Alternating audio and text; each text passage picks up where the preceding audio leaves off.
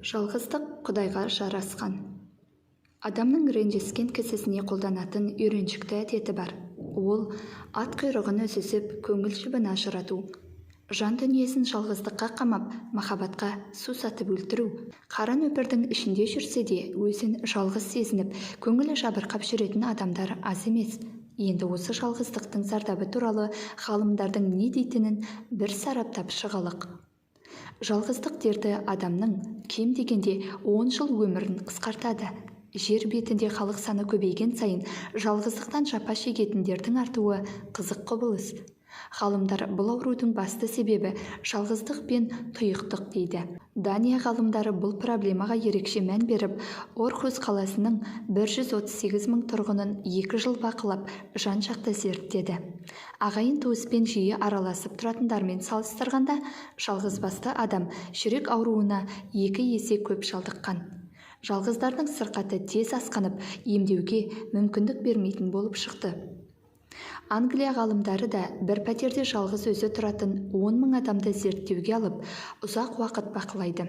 Ерлі-зайыптымен салыстырғанда, бойдақ пен ажырасып жалғыз қалғандардың өлімі 10% артық болады екен. Әйел затында бұл көрсеткіш 2 есе төмен. Сонда да жалғыздықтың зардабы көрініп-ақ тұр.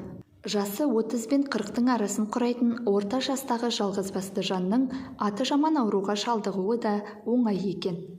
Жасы 80-нен асқан жалғызбасты қарттар қасында кемпірі бар шалдармен салыстырғанда 2 есе тез алжиды. Жалғызбастылықты зерттеген елдер көп болып шықты. Бірақ қорытынды бәрінде бірдей. Жалғыздық басқан адамның жаны да, тәні де жылдам күйрейді. Алғаш болып жүрек сыр береді. Екіншіден, жұқпалы ауруларға қарсы тұра алмайды. Себебі иммунды жүйесі әлсірейді. Ми аурулары тез асқынып, асқазанға жара тез шығады. Қатерлі ісікте көбіне жалғыз жандарға үйір болады. Ғалымдар отбасылық өмірдің денсаулыққа соншалық әсері барын анықтағанда қайран қалған екен. Кейбір мамандар, әрине солай болады. Бойдақ адамға кім уақытылы тамақ беріп күтім жасасын? Ас ішу тәртібі бұзылған соң, ас қорыту жүйесі де бұзылады. Соған сәйкес басқа да аурулар асқынады. Күйзелістерін ешкіммен бөліспеген іштегі уайым мен қайғы сыртқа шықпайды. Сары уайымнан жүйке талшықтары тозады. Ондайлар ауруына мән беріп, дер кезінде дәрігерге қаралмайды. Қасында отырып, дәрігерге қарал деп үгіттейтін әйелі жоқ. Күндердің күні жүрек шаншып құлағанда жедел жәрдем шақыратын адам табылмайды. Әрине, мұндай фактілерді елдің бәрі біледі, бірақ қаперде ұстайтын тағы бір мәселе бар. Мысалы, қарт адамның алжуына 2 түрлі себеп болатыны байқалған. Алғашқысы әлеуметтік жалғыздық, екінші себеп психологиялық жалғыздық. Жасы келген егде кісі бала шағасының ортасында отырса да, ақылы шау тартып, есте сақтау қабілеті шапшаң әлсіреген. Себебі үйдегі жақындары, бала шағасы, немерелері, туыстары оған көңіл бөліп, әңгімесін ықыласпен тыңдамаған. Соның кесірінен көп ішінде жүріп-ақ, қарттың жаны оқшауланып, жалғыз қалған. Жылы қабақ, тәтті көңіл бөленбеген соң, іштей тұйықталған қариялар мен кейуаналар рухани тұрғыда күйрейді. Орхустың халқын бақылаған ғалымдар зерттеу қорытындысын алған соң, нәтижені нақтылай түсу үшін маймылдарға да тәжірибе жасады. Бір маймылдың жалғыз өзін торға қамап, ас ауқатпен жақсылап баптайды. Екінші торда оның жақын туыстары топ болып өмір сүрді. Ас ауқат 2 жаққа бірдей беріліп, күтімнен кенде болмады. Белгілі бір мерзімнен соң жалғыз маймылдың денсаулығы әлсіреп, аурушаң боп қалды. Американың медицина тарихында Пенсильвания парадоксы немесе Розетто құбылысы деген қызық термин бар. Пенсильвания штатында Розетто деген шағын қалашық болған. 1960 жылы онда бар жоғы 1600 тұрғын болған. Бұл қаланың дәл қасында Бангор деген және бір қалашық болды. 2 қаланың тұрғындары да сырқаттанса ортақ бір ауруханаға қаралатын. Дәрігерлер Розеттомен салыстырғанда Бангор тұрғындары ауруханаға жиі түсіп, жүрек ауруына көп шалдығатынын байқайды. Бұл құбылысқа мән берген мамандар екі қаланың да ішіп жейтін асын, рациондарын, тұрмыс тіршілігін салыстырып зерттейді. Айырмашылық жоқтың қасы. Ақыры себебін тапқандай болды. Розетто қалашығында оңтүстік Италиядан көшіп келген италиялық эмигранттар көп еді. Олар Америкаға көшіп келгенде бәрі бір төңірекке қоныстанып, ата жұрттағы салт дәстүрлерін сақтап қалған. Италиялықтар бір шаңырақ астында бірнеше отбасы болып, аралас-құралас тұра береді. Барлық үйді тәжірибелі ақсақалдар басқарады. Құлшылық қылып шоқынатын шіркеулері де бірдей. Италиялықтар түрлі ұсталық дүкендер, асханалар ашып, тума-туыстарымен бизнес жасауға бейім болады. Розеттоның кез келген тұрғыны қалада жүргенде өздерін бұрынғы ауылында жүргендей сезінетін. Барлық үйдің мүшесі бірін-бірі жақсы таниды. Мұндағы тұрғындар бірін-бірі арнайы шақырмаса да, үйлеріне қонақ болып, шәй ішіп, сағаттап әңгіме соғатын әдеті болған. Ал Бангор қаласына әлемнің түкпір-түкпірінен жиналған түрлі ұлт пен нәсілдер қоныстанған. Діндері де, салт дәстүрлері де, көзқарастары да бір-бірінен бөлек. Бангорлықтар бір-біріне бөтен болған соң, араласпай, тұйықталып өмір сүруге мәжбүр. Ақтарылып әңгіме айтып, сыр бөлесетін адам болмағасын, жүрек ауруына жиі шалдығады. Алғашында біреулер мұндай қорытындымен келіспепті. Бәлкім, мәселе аралас-құраластықта емес, италиялықтардың генінде, не болмаса жейтін ас ауқатының құрамына байланысты шығар, деп күмән келтіреді. Арада 20 жыл өтеді. Олардың гені де, жейтін тамақтары да анау айтқандай өзгере қоймайды. Есесіне қаланың бет бейнесі өзгерді. Шағын қалашық дамып, кәнігі қалаға айналды. Дәулеттілер зәулім сарайлар салып, ауласын тас қамалмен қоршап қоятын болады. Сөйтіп олар үйлеріне қамалып, ешкіммен араласпай, оқшауланатын әдет шығарады. Қысқасы, бірін-бірі танымаған соң сыйласпайтын, сырласпайтын туыстар да көбейген. Қазір олардың денсаулықтары бұрынғыдай мықты емес. Бір заманда бұл ауылға жоламайтын аты жаман аурулар бұл күндері оларды шырмап алған. Осындай бұлтартпас айғақтар жалғыздықтың адам өміріне зардабы арақ, темекіден де асып түсетінін дәлелдеді.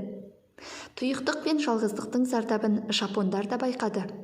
Субмәдениеттер мен технология дамыған соң өз қызығын өзі тамашалайтын эгоист жастар көбейген.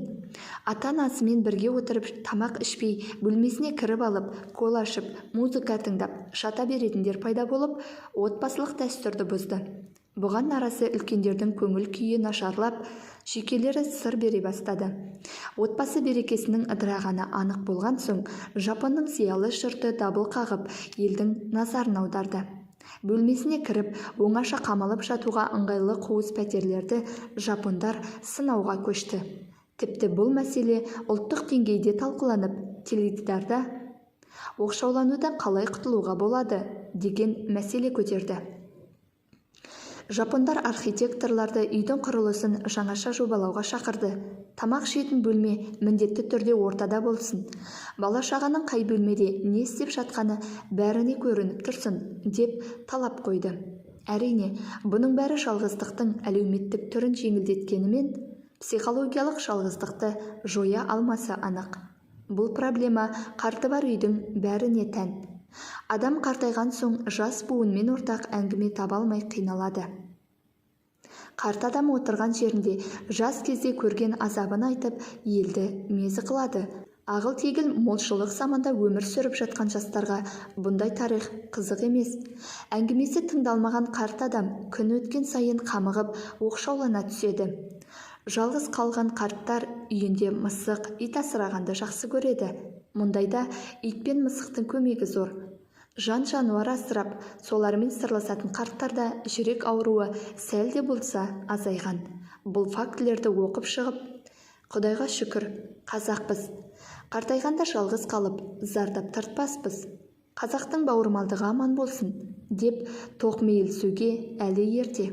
Себебі психологиялық жалғыздық әңгімесі қызықсыз, өткен өмірінде іліп алар ғибраты жоқ, кез келген іші қуыс адамды шырмауықтай шырмайды.